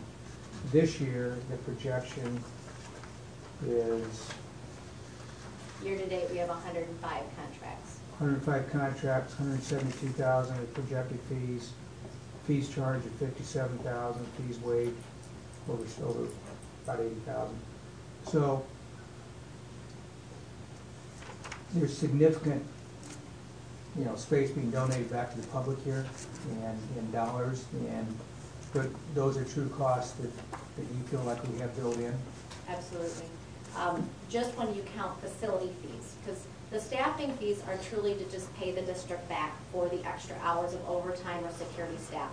So when you just look at facility fees, in 2011-12 school year, we collected well over $20,000 in facility fees, just facilities. And I honestly feel that year was kind of a learning curve for us with the new high school. We had many groups for many years that were using our facilities and not paying. And we didn't have a lot of control over that. We've really, in the last few years, gotten our arms around this and explained to those groups, yes, maybe this time we can waive or adjust the fees, but from here on out, these are the potential charges. The invoices I send out, the estimated invoices now do break down and say, this is what it would cost you, this is what it is costing you. So they understand how much is being waived every time if there is anything. We want to emphasize, we rarely waive the staffing fee. That was one of the biggest issues years ago, is we would have Saturday PTA, and we obviously waive fees for PTA groups, but we can't waive staffing fees. There's significant dollars attached to that for having staff there. So that's been a little bit of a stickler, and we recently put a letter out to all those organizations who serve our youth and really support our school. Obviously, we're never going to charge them for the facility piece, but we can't continue to waive staffing because that's where there are significant dollars, and we just can't do that anymore. I guess I see it as a community asset. So, as much as we can waive and allow community advantage school, it's fantastic. But when there's cost to staffing, custodial, heat, that's got to be recouped. It looks like we've done a great job of collecting more and projecting more revenue this year than last year. And quite frankly, I'm always so impressed with Tammy. If we can find a way to free up some more of her time to dedicate on the real job rather than event planning, let's say, and contract it out, probably pay for itself on additional fees and gain additional revenue. So I'm completely for it. That's a good idea. We could potentially put in a portion of any part-time position and spread it out in terms of rental fees, and maybe recoup those dollars. Mike? We'd approved a part-time position at the high school to oversee scheduling for the auditorium. So would then those two positions work amongst each other, or would this new person then take over those responsibilities? The auditorium manager is an important position for the fine arts wing because he is a specialty in the sound equipment, the lights equipment. He provides, anytime someone wants to use the fine arts area, he provides me a spreadsheet of the room rental fees, the staffing fee requirements, the equipment rentals, which then feed into the estimated invoice that includes custodial fees or security fees. It's one piece. So this would be a separate person, but they would still be working with the auditorium manager to ensure that we are charging proper rates for the use of that area. He also works many of our outside events, and his cost is passed along to the renters. Okay, thank you. I see the cost on here. Do we just compare that to other school districts? Is that what we do? Over the years, what we've done is surveyed several other school districts as well as other facilities such as the Farm Bureau, the banquet halls around the area, the college, the NIU, Kishwaukee, the school districts as well. And we just made sure that our fees are in line. We're not way out of the ballpark, but we are also charging fees that are going to cover the potential cost to the district.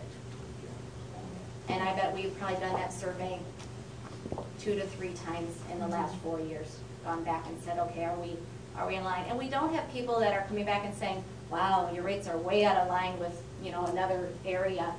If they do, they're typically not DeKalb County groups and residents, and we say, all right, sorry, maybe you should look elsewhere. If they're not part of our community, we're not looking to really bend on those. Anybody else? We're talking about the staffing for somebody to do this on a part-time basis. When you contacted the other schools, have you also asked them how they're managing this program? Many of the schools of our size, school districts in our size, there is a person who specifically half their time up to 100% of their time is devoted to facility rental. That's all they do. It's all they do. And there is a program, a software program we use through the internet called School Dude we use it for our work order process and a preventative maintenance process. There's also a facility rental process which we have purchased, and we're trying to get it implemented, but it's a time factor of designing it from the floor, the ground up, which includes, identifying every single room in the district, what is the cost, who pays what. So Shannon, my assistant, and I are in the process of designing it. Again, it's a time factor, and if this position is approved, they would be 100% responsible for the management of that program. Based on what Tammy's presented, and I want to compliment you on the details, and the fact that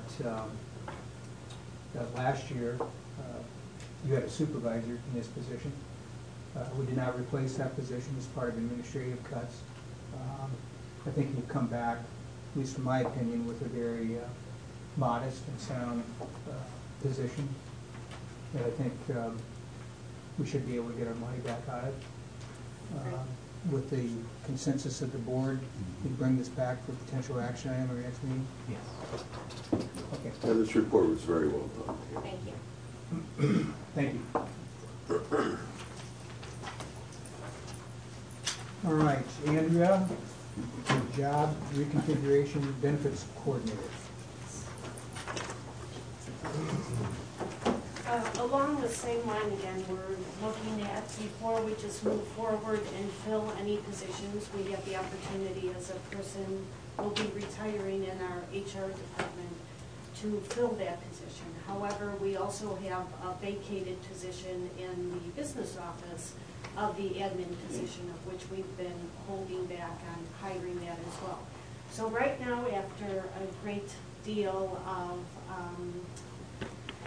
evaluating where our current staff sits, we would like to attempt to combine these positions, redistribute some of the work that this individual is currently doing to some other folks, and then hire actually a financial analyst instead of calling it a benefits coordinator.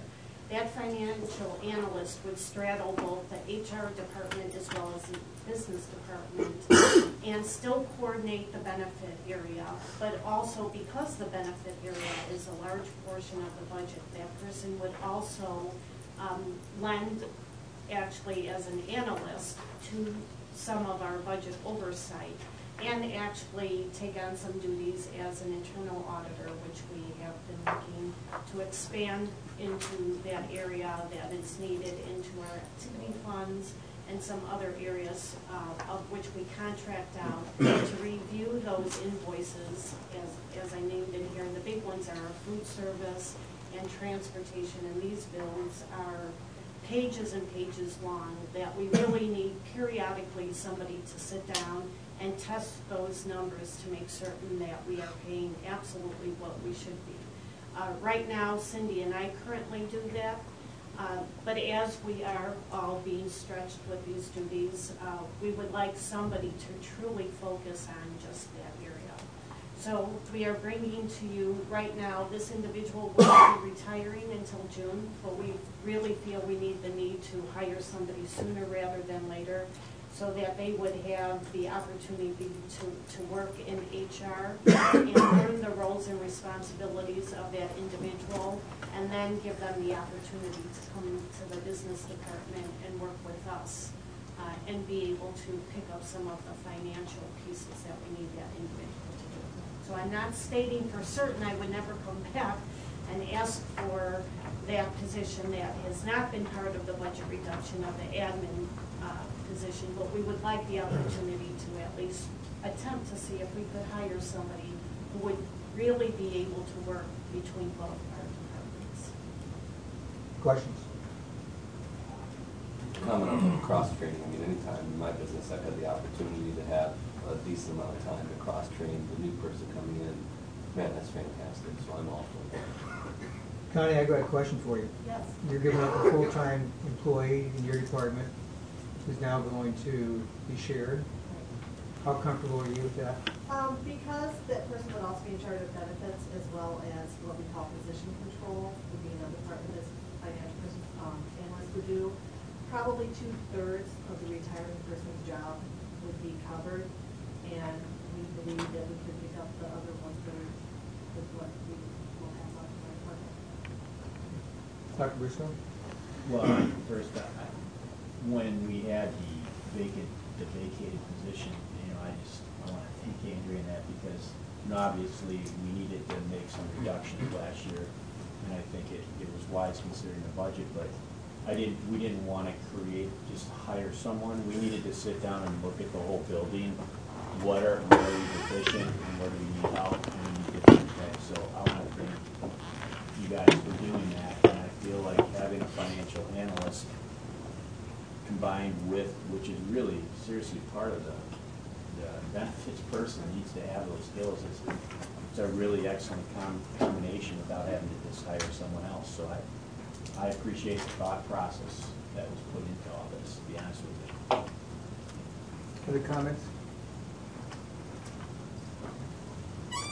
I think there's consensus to bring this forward as an action item. Yes. Very good. Thank you, Andrew. Thanks, Connie. All right, new business administration, appraisal, property revenue, high school. Dr. Briscoe. Yeah, this will be real brief. I mean, one of the issues actually in our joint meeting with the city and park district was the board members from the park district and the city both received a lot of feedback from their constituents about what is really the price of the land by the new high school. Actually, because of the point of the land swap, we know we had the land appraised over there, so it makes sense to do that in a lot of ways as we move forward, one way or the other, is to really know what the property is. So I'm just asking tonight, it can either be brought back for action or I put down possible action. I'd like to get moving on it if it's possible to have the land actually appraised so everybody here and the board knows how much it's actually worth as we progress forward one way or the other. Comments? Mike? I'll move for action on that motion as important information to make our decision. Is there a second? Second. Discussion? Do you have any idea of costs? I think we're taking action to go out to bid. There's anyone an idea? We had the appraisers done, Yeah, I could get in, actually, last time I checked with our local banks and they gave me some names of. wasn't, the whole cost for the appraisal we did on the 3 properties before was, Maybe 2,000 or 3,000. I think it was like 3,000. Yeah. I think we're Yeah. talking about a pretty small amount, but. But we'll bring it back for you to see it. It's small enough. Then we'd have to approve the bid I for next understand, week. right, I was just curious. So, to go out to bid, moved and seconded, any other discussion? Roll call? Colin Barnes? Yes. Nina Fontana? Yes. Michael Lord? Yes. Jessica Lyons? Yes. Tom Mattia? Yes. Mike Burbick? Yes. Tracy Williams? Yes. Motion passes. Human resource, hiring timeline, recruitment plan, procedural changes. Connie? Thank you. This is just information I wanted to give you an update on the Human Resources Department. As you heard from Andrea a couple of items ago, we are looking at taking the full-time benefit coordinator position and having that position changed. So with other reductions we've had this year, as well as this possible one, we really looked at the way we do business in the HR department. One of the areas that we are going to be changing is how we advertise and when we advertise our open positions within the district. In order to fill positions, the administrators have to provide to the HR department a personnel action request form. Between the months of August and September this year, the HR processed over 100 of those. The reason there are so many is all of the differential positions that the district has are yearly positions. So every year, the PART form or the personnel action request form have to be resubmitted by the administrators. So I met with Dr. Huey because the majority of the differentials come from the athletic department, and then I also spoke with Tamara Roberter because some of the non-athletic differentials, the majority come from high school, the rest of them mostly from the middle school.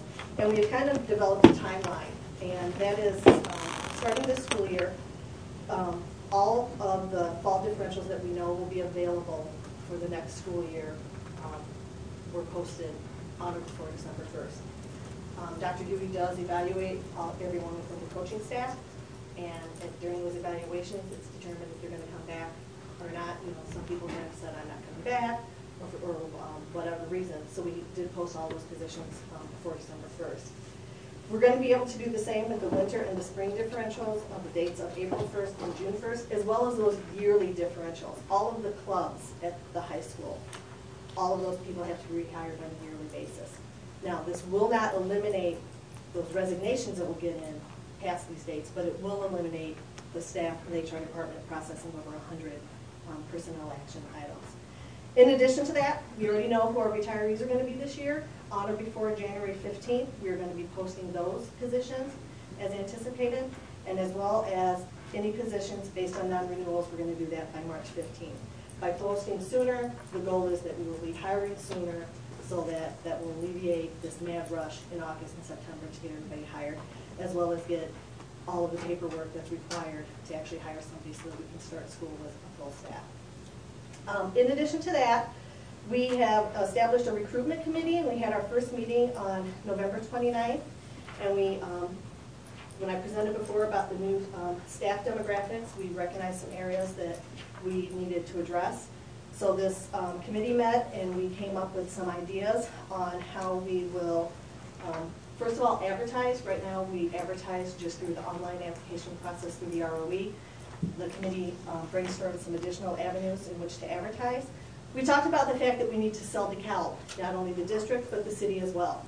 The committee was fabulous and came up with 3 times what Andrea and I could come up with off the top of our heads on how to sell potential candidates on DeKalb, especially as close as we are to the suburbs. We need to let people know that DeKalb's a place that they want to be. We talked about attendance at job fairs. We talked about the fact that we need to spread a wider net when we look at our staff. Many, myself included, are graduates of NIU. However, we are in competition with the suburbs for those NIU graduates. So we need to grab out, cast a broader net to get more people from other universities interested in DeKalb.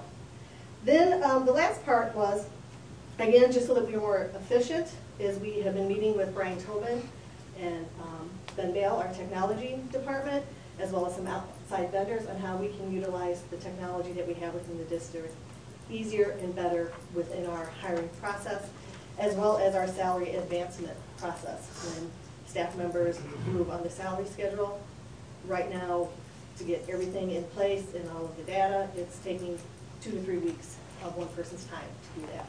We have discovered that through Skyward and a couple of other vendors that we can knock that process down to probably half the time that it'll take the HR department. So just I wanted to update you on where we're at with some changes in the department, and if you have any questions on anything. This is fairly significant from my perspective, and just so you know that in past practice has been we always, because of our budget, would wait for non-renewals, and that was before class sizes were there.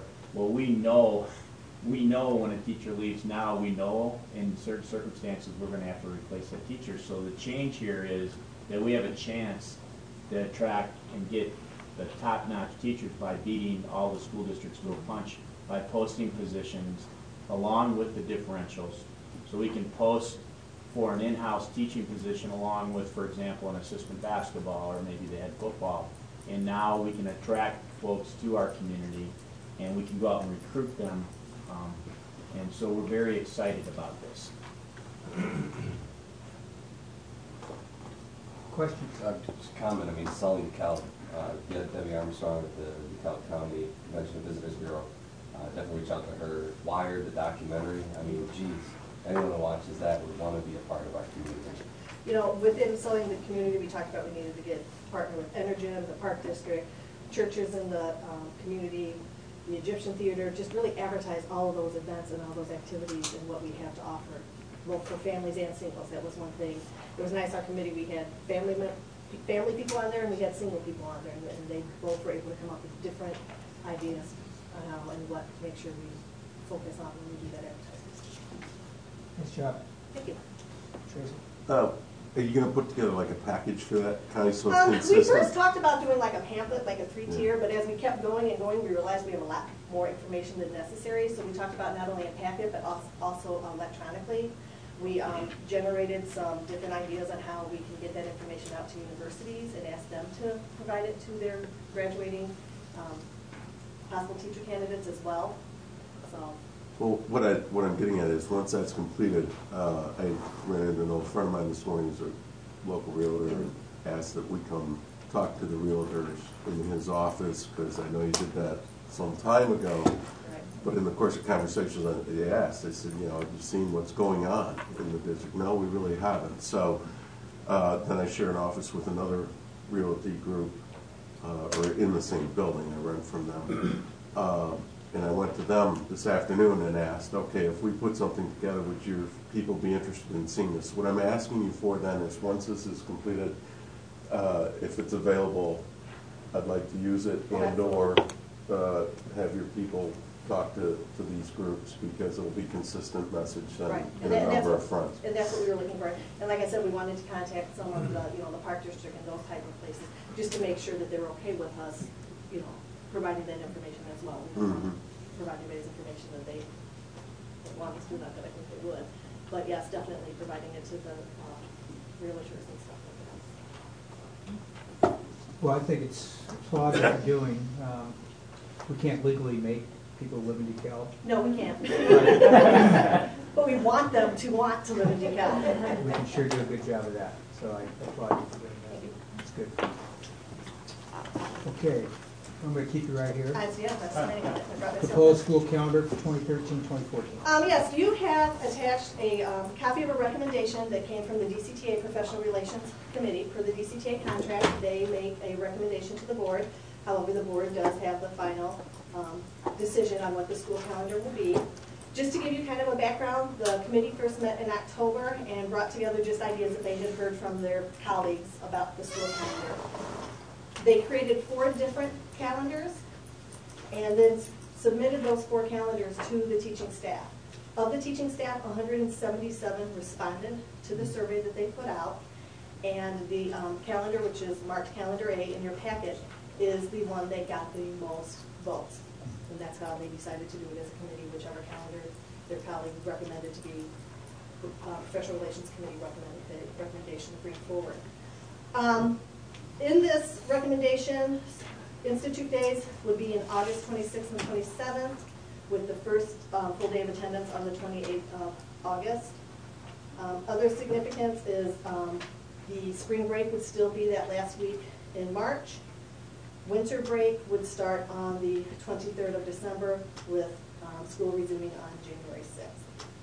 We did look at, and this is always a struggle with the calendar, is equaling out the semesters. In this calendar, the first semester would have 85 days, the second semester would have 89, so we looked at what we could change to even those up better. But we also got input from the high school staff that for us to even out the semesters better, we would have to end a semester in the middle of the week. They said doing that is difficult with the exam schedule for both students and staff. In the semester on a Tuesday, Thursday morning, they're all in different classes. So they were more comfortable with ending the semester on a Friday, which is how it is in all of the calendar recommendations that they looked at. So, questions? This is an information item tonight. It is. We'll come back for action. What I would like, feedback from you, is if you believe that you would approve this at our next meeting, we would also like to bring not only the 13-14 calendar, but also a 14-15 calendar that would follow the same format. Obviously, we would, have to move everything by date, but that last full week in August is when we would start for the 14-15 year as well. Questions? Anybody say anything you don't like? I know something will come up after we approve. Oh, I'm sure. What fun to eat Good Friday off. But everybody take a good look at this, and we will bring it back for approval next meeting. And is it all right if we also come with a 14-15 calendar following the same format for approval as well? Yeah, we may choose not to approve that, but we'll look at it. I don't want to promise anything until we see it. Okay. I mean, is that right? You just didn't want to go forward with this type of format if it's something. No, this looks pretty consistent with what we've done most years, isn't it? Right. It is. Look at you guys. It is consistent. One thing I noticed is that you are ending on a Monday. Yes. In June, which is good, so that just in case there are those that came up snow days. within the committee that we ended on a Thursday or a Friday. We notoriously have those snow days, and we have to come back for that Monday anyway. Might as well put it in the calendar so that we have 4 days. Also, how nice it is when the holidays land on Wednesday. Yes. There was a No, lot of discussion about no, it makes it there was a lot of discussion about just to let you know about moving institute days. We traditionally have those on Fridays, maybe move those to Wednesday or Thursday. The concern was if we have school off on a Wednesday or a Thursday, the kids will just take that Friday off anyway, or we'll take that Thursday, Friday off anyway. So to try to prevent that from happening is why we stayed where they were, because that was a discussion at the committee. Okay, Connie. All right, thank you. All right, Dr. Moeller, curriculum, student services update on our major initiatives. Thank you. All of these, what I wanted to update you on was the two major goals that affect curriculum. And first one is goal 1 with regard to looking at articulation, alignment, and instructional practices in K-12, and in particular with regards to mathematics. And the second one with the K-12 vision for teacher and student access to technology. We got a lot of irons in the fire right now, so I just want to give you an update on where we are with those. With the career and college readiness, CMP3, which is one of the recommendations we made, is the middle school mathematics sequence that's aligned to the Common Core state standards. We're looking at, actually last week the vendors finally came out with the program and what it would entail, and we actually just got a rough bit on it right now. What we don't know about that is all the electronic media that's going with it. What our expectation is moving forward with all curriculum is ideally we want there to be an electronic version of the books that students can access at home, so they don't have to lug books back and forth, as well as additional resource material. So we're working with the vendor on that. We should have a solid number on what that cost will entail. Regarding some of the other recommendations, there's a lot of numbers we have to work out. For example, we talked about the professional development for everyday mathematics at the elementary level. So we're looking at the cost of not only the professional development, but also the cost of substitutes. A couple consultants that will be using for a few days. We also talked about parent involvement. So we've got to work in some numbers to determine what we want to have allocated per pupil for schools to help get parents involved and get them more familiarized with the everyday mathematics program.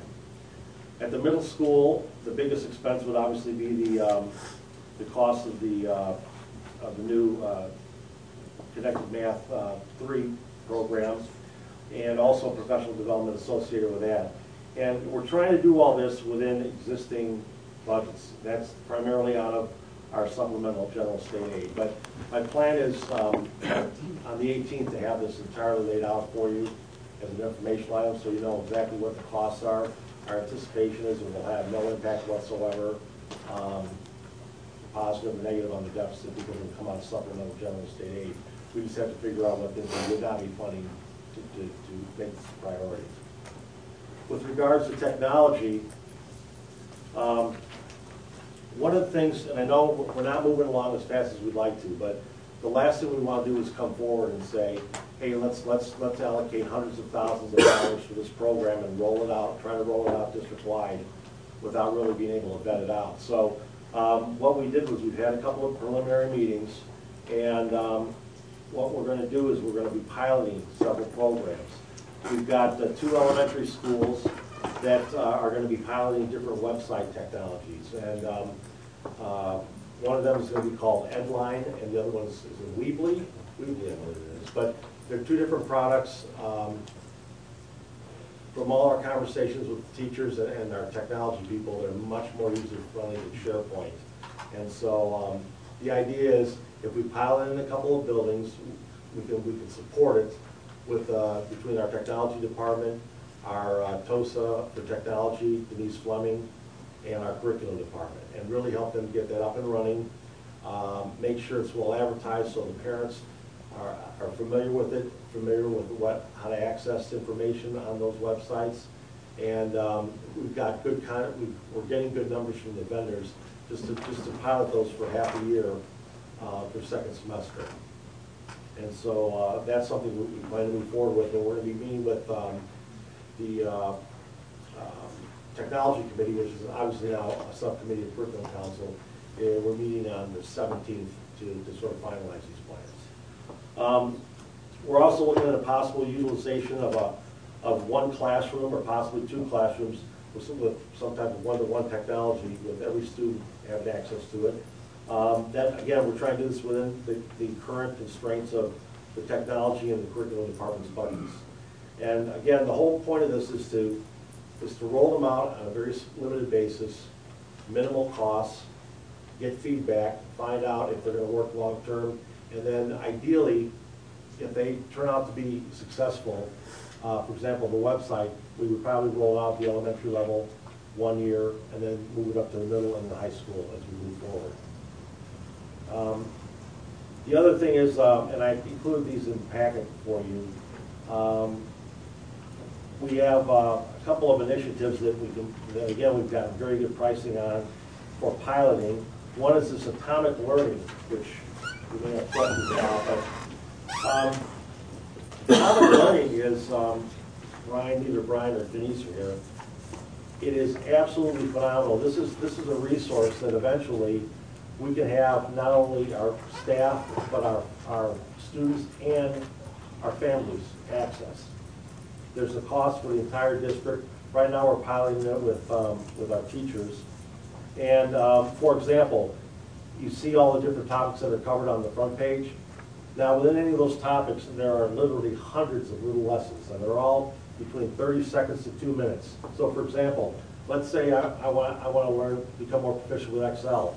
I can literally log in, go to Excel, and say I want to learn how to add another row to an Excel spreadsheet. I do a little search, it comes up with a little 45-second video, it takes me step by step on how to do that. And there are literally thousands and thousands of these. On the back page of the handout is resources for assistive technology, which is used primarily for our special education students and teachers. So the benefit of using atomic learning is not only can we use what they have on there for no additional cost, if we wanted to create our own videos and training, for example, for training purposes, that can be uploaded and that can be accessed by anybody in the district at any time. So somebody could be home on a weekend and access it and do that training. The nice thing about it is, if it's some type of training where everyone's expected to do that, there actually is a log, and so our IT people can know who was logging on when, what they accessed, and what training they went through. So that's another little piece we're trying out. The third thing we're trying to do right now is to help build capacity. I don't know if you remember, but on our first Institute Day, one of the things we had was we had a lot of different technology offerings for people to sign up for. They're either familiarize themselves with smartboards, calculators, a lot of other different technological topics. What we're doing now is that this is, by the way, this is all through our architect Denise Fleming is one who came up with this idea. We're starting to offer after-school courses for teachers. And they're small sessions, about an hour at a time, on different topics. And this is going to be ongoing. I just included the one, this is our first offering here. But the idea is that we'll continue to do this based on feedback and based on need from our staff. And the whole idea is just to help our faculty build capacity and more technological competence. So we're working on that, and I'll be reporting back to that on a regular basis to let you know how we move forward with that. There's one other thing I want to mention. Oh, the other thing, and I know Andrea had talked to Brian about this, and I'm working on it as well, is getting a technology audit done from all the schools. There's a lot of concern about the equity of resources between the schools, and obviously, before we roll anything out district-wide, we want to ensure that there's equity across schools. And that's somewhat complicated because, as we know, some schools, their PTA or their PTO has the capacity to buy additional technology for their schools where others don't. So we have to ensure that we've got equitable distribution of resources across the district in terms of hardware and software before we even start considering rolling all these out district-wide. So, but again, the idea is we want to pilot a lot of these different products for a semester, see what type of feedback we get, not only from our staff, but from our students and our families. Because obviously, Another goal besides technology is also the better engagement with our families. And that's really the ultimate goal, that parents can be at home or at the library or anywhere where we have access to public computers and go in and not only check grades, but go to a teacher's website, find out what homework assignments have been assigned, when tests are coming up. Students can come home and say, I forgot my algebra book. Well, you know what, now your algebra book's online, so it can be accessed from the home. So, any questions on that? Questions, Dr. Mulder? Look, I just have one question or Yes. comment, I guess. Especially on the technology side, this kind of goes to the committee, I know the Cohen line. When you're looking at these pilot projects, let's look at them in scale. If we would go district-wide, student-wide, because a lot of those costs, I think, would have to be tied into some of the things that the finance and facilities is looking at and how we Yes. spend our grant money. So Absolutely. we need to get that into formula. And I know we're not approving that, but we need to at least make sure maybe we have something allocated for that. So, you know, it doesn't get spent on all these other things. And, you know, we're doing these these pilots and so forth, and we have some things that work, but we don't have the funds to do it. Exactly. So that's why we need to get some type of magnitude for you guys and your committee. Without a doubt. But before we do that, we want to make sure that Understand it's a that. I product. mean, parallel. Yes. Okay. Other things for Dr. Mullen? Let's get Did we change when the onset just changed that cut scores? Have we already adjusted for that? I've got a meeting on Friday. For those of you who may not know, at the Illinois State Board of Education, I think it was last week, Dr. Christopher Cook, our state superintendent of schools, came out and mentioned that, as you all know, we're moving away from ISATs and from the PSA and moving to the park assessments, which are going to be implemented in 2014. It's been long recognized that in terms of the rigor, that the ISATs are not as rigorous as a lot of the other state assessments that they're testing students at a similar grade level. Because of that, the state has decided this year they are going to set the cut score on these exams, meaning the score where students meet or exceed at a much higher level in an effort to get a better sense of where we are going to fall with our scores on the new park assessments. Now, this just came out last week. Dr. Kelly Summers, our assessment coordinator, and I are going to sit down. We taught Dr. Briscoe. This is a huge communication piece. We've got to get this out to everybody. So we're actually meeting later this week to draft something that can go out to families, all stakeholders in the district. We actually wanted to meet with a couple of the reporters and talk to them through it and let them know what's going on as well.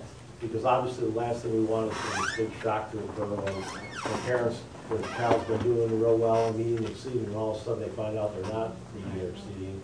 And it's primarily due to the state arbitrarily saying we're going to set a much higher cut score for meet and exceed. So we'll get something drafted and get that out to everybody. So hopefully that will minimize the shock to everybody when it does occur. Other questions? Thank you, Doug. Thank you. Thank you. All right, we're getting to the end here. Recommended revisions to school board policies, second reading and possible approval. It's been recommended a motion be made that the Board of Education hold a second reading and possible approval of recommended revisions to school board policies as attached. So moved. We have a second. Second. Discussion. Roll call, please. Nina Fontana? Yes. Michael Lord? Yes. Jessica Lyons? Yes. Tom Mattia? Yes. Mike Burbick? Yes. Tracy Williams? Yes. Cohen Barnes? Yes. Motion passes. Approval release of closed session minutes for public inspection. This is an informational item. Action will be taken on that next meeting. We'll move on. Anything for the good of the cause? Items identified to put on future agendas?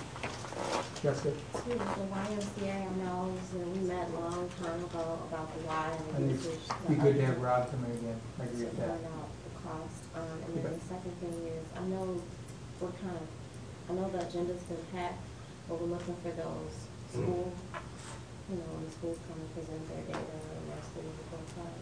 Right, I think Doug, we're going to present because we're going to get the winter CBMs back. I think we're planning a presentation Yes. on our calendar for updating the board on fall to winter CBMs.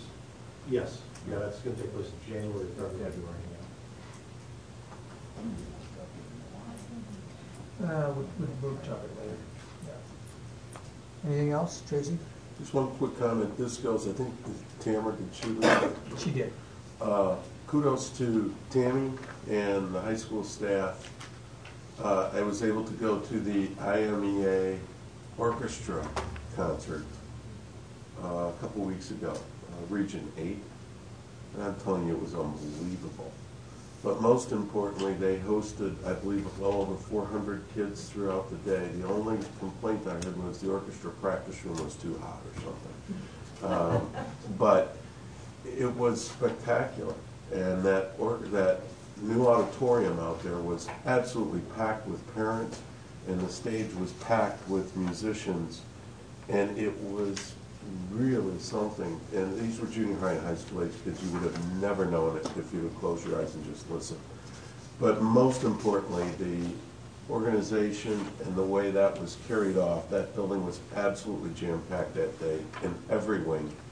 And well done to all of you, because I don't know of another facility that could have handled that many kids doing that many different things all at the same time, to include eating lunch. So well done, Tammy. Well done. Share that with Tamara, because the high school staff was really on top of it, and the music group out there, Travis and Steve and Chris Wild, they were on top of their game. It was really a good day. Anything else? Just a reminder that Thursday night, the DeKalb Education Foundation is hosting the wine tasting at Schnucks. You have the time on that, 5 to 7? Great. That's $20 a ticket. 10. Was it 10 or 20? And the food is what's worth it. They put out a great food. You're hungry. You do a little grocery shopping.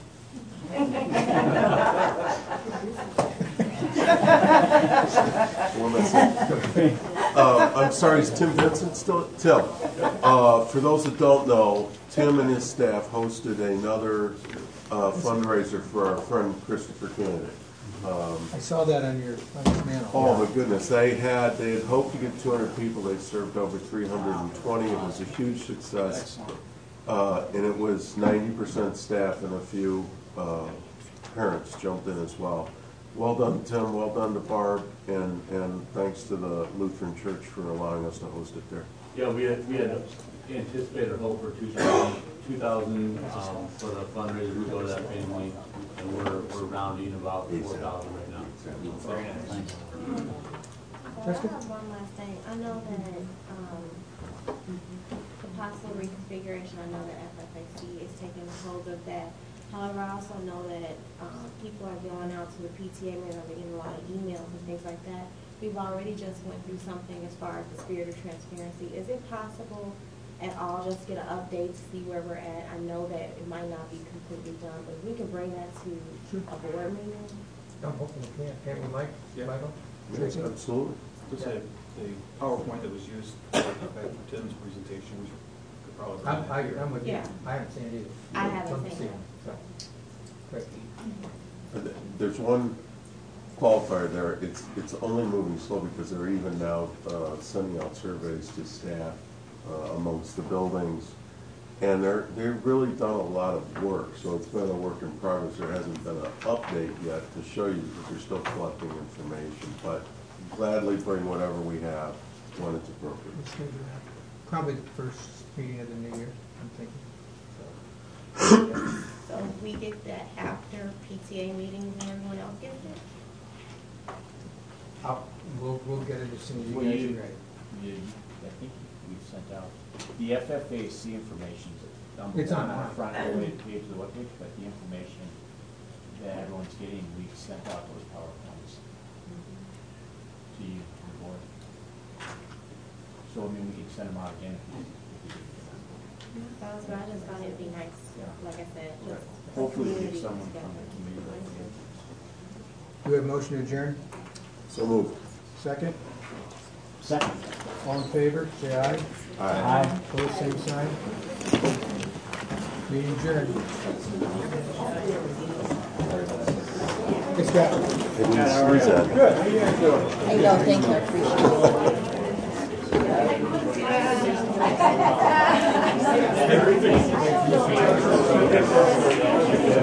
Oh,